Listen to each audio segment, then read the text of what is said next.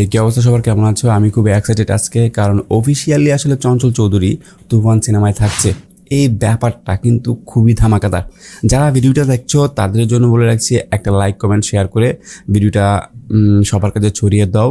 কারণ হচ্ছে এই যে তুফান সিনেমায় চঞ্চল চৌধুরী থাকছে, ভাই রে ভাই, এই নিউজটা যেই পরিমাণে হাইপ ক্রিয়েট করবে।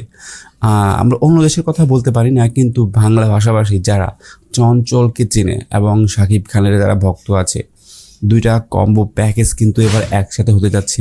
আপনারা একটু চিন্তা করে দেখেন যে কতটা হাইপে চলে যাবে তুফান। তুফান নিয়ে কিন্তু এমনিতেই প্রচুর হাইপ।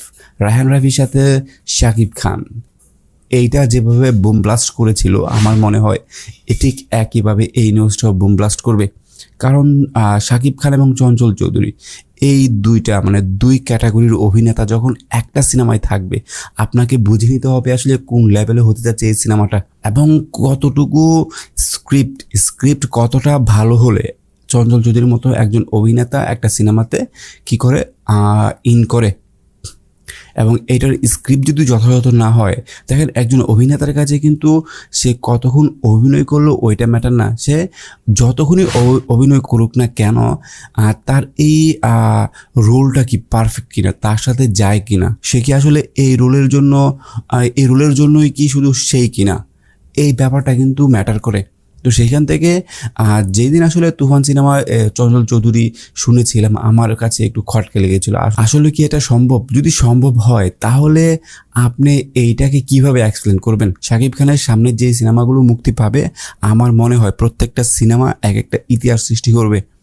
দরদ, তারপর হচ্ছে তুফান, এর পরবর্তী পাইপলাইনে কি ধামাকা যে আছে এটা একমাত্র শাকিব খানই জানে। হয়তো অনেকটা আন্দাজ করতে পারছি, এটা নিয়ে একটা ভিডিও আসছে। তো আজকে তুফান নিয়ে কথা বলি।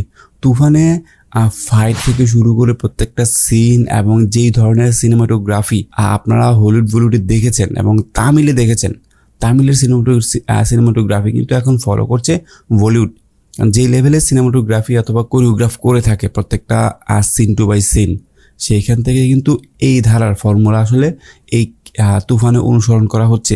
ব্যাপারটা কিন্তু খুবই চমৎকার এবং খুবই ধামাকাদার। তো আমার মতো যারা এক্সাইটেড আছেন তারা আসলে লাইক কমেন্ট শেয়ার করে দেন ভিডিওটা এবং বেশি বেশি করে ছড়িয়ে দেন যে অফিসিয়ালি আসলে শাকিব খানের সিনেমায় চঞ্চল চৌধুরী কাজ করছে।